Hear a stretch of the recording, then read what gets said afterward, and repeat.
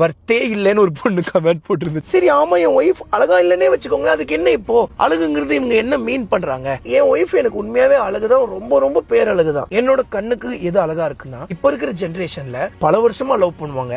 So கடைசியில கல்யாணம் பண்ணிக்கலாம்னு சொல்லி சூழ்நிலை வரும்போது பொண்ணு வீட்டுல அக்செப்ட் பண்ணலங்கிற பட்சத்துல இப்ப பையன் வந்து ஓடிவான்னு சொல்லி கூப்பிட்டுருவாங்க. பொண்ணு இருந்துட்டு ஐயோ என் வீட்டை விட்டு நான் வரல, லெட்ஸ் பிரேக் அப் அப்படின்ட்டு பிரேக் அப் பண்ணிட்டு போயிடும். அப்படி இருக்கிற ஜெனரேஷன்ல என் பொண்ணு அவ பாட்டுக்கு கிளம்பி வந்துட்டா, பேகால தூக்கிட்டு வாங்க கல்யாணம் பண்ணிக்கலாம்னு நின்னுட்டா. என் மேல இருந்த நம்பிக்கையும் அது ஒரு காரணம். வந்து என் ஒய்ஃபுக்கு சமைக்க தெரியாது, காலேஜ் படிச்சுட்டு இருக்காங்க, காலேஜ் முடிக்கணும், இந்த மாதிரி எவ்வளவு இருந்தாலும் ஒரு நம்பிக்கையோடு வந்துட்டாங்க. இந்த மனசை தான் நான் வந்து பண்ண அழகுன்னு பாக்குறேன். 20 வருஷம் இருக்குமா இந்த அழகு? அப்படியே இல்ல. இப்போ ஒரு சின்ன ஒரு ஆக்சிடென்ட் ஆயிடுச்சுன்னா இருக்குமா அந்த அழகு? அழகுங்கிறது டெம்பரவரிங்க. உள்ளத்து அழகு தாங்க என்னைக்குமே. வர்த்தே இல்லைன்னு ஒரு பொண்ணு கமெண்ட் போட்டிருந்தது. அவ வர்த்த என்னன்னு தெரிஞ்சதுனால தான் நான் அவளை கல்யாணம் பண்ணிக்கிட்டேன். டக்குன்னு ஒரு பையன் கிட்ட போய் ஒரு பொண்ணு கல்யாணம் பண்ணுங்க நின்ன உடனே பதறிடுவான். நான் பதறவே இல்லை, நான் அதை நார்மலா எடுத்துக்கிட்டேன்.